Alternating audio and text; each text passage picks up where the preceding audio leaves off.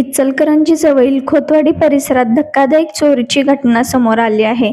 अज्ञात चोरट्यांनी 2 ज्वेलर्स दुकानाचे शटर तोडून तब्बल 7,36,000 रुपयाचे चांदीचे दागिने लंपास केले आहेत.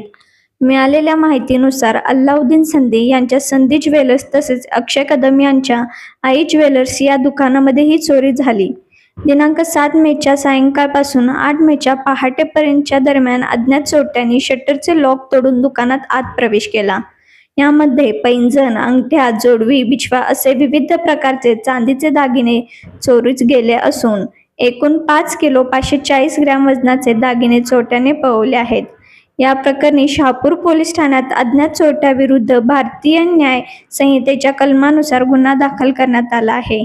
घटनेची माहिती मिळताच उपविभागीय पोलीस अधिकारी विक्रांत गायकवाड, पोलीस निरीक्षक लोहार यांच्यासह वरिष्ठ अधिकाऱ्यांनी घटनास्थळी भेट देत तपास सुरू केला आहे.